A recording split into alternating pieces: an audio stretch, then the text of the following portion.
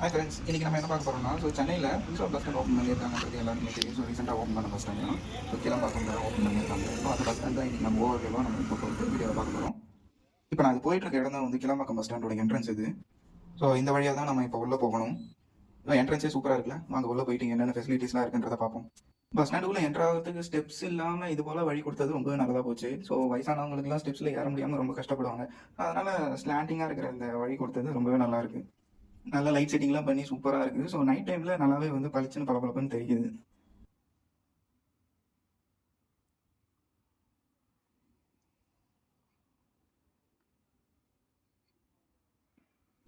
இந்த பஸ் ஸ்டாண்டை ரொம்ப நல்லாவே டெக்கரேட் பண்ணியிருக்காங்க. மேலே சீலிங்ஸ் எல்லாம் எல்லாமே எம்டியாக விடாமல் அதுக்குன்னு உடன் டெக்கரேஷன்லாம் பண்ணி ரொம்பவே நல்லாவே பண்ணியிருக்காங்க. அது எத்தனை நாளைக்கு இப்படியே இருக்குன்னு தெரியலை. இதை பார்த்த உடனே உங்களுக்கு என்ன ஃபீல் வருது அப்படிங்கிறத கண்டிப்பாக சொல்லுங்கள். ஏன்னா எனக்கு ஃபஸ்ட்டு ஃபீல் பண்ணுறது ஒரு பெரிய நம்ம ஊரில் ஒரு பெரிய மெட்ரோ ஸ்டேஷன் கட்டினா எந்த ஃபீல் ஆகும், அந்த ஃபீல் தான் எனக்கு வருது.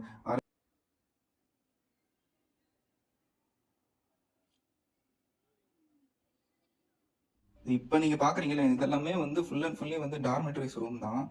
இப்போதைக்கு இதெல்லாம் ரன்னிங்கில் இருக்கா அப்படிங்கிறது எனக்கு தெரியல. மேபி இருக்கான். ஏன்னா இந்த வீடியோ எடுத்து நான் ரொம்ப நாள் ஆச்சு. இப்போ நான் போஸ்ட் பண்ணுற டைமில் கண்டிப்பாக டார்மெட்ரிஸ் எல்லாமே ரன்னிங்கில் தான் இருக்கும். நான் போகும்போது இல்லைன்னு சொல்லிட்டு இருந்தாங்க. அது எனக்கு சரியாக தெரியலை. நீங்கள் போகும்போது வேணால் கன்ஃபார்ம் பண்ணிக்கோங்க. அவ்வளோதான் இன்னைக்கான வீடியோ. நெக்ஸ்ட் வீடியோவில் நான் எந்த ஊருக்கு நான் பஸ்ஸில் ஏறி போகிறேங்கிறது அடுத்த வீடியோவில் பார்ப்பீங்க. தேங்க்யூ.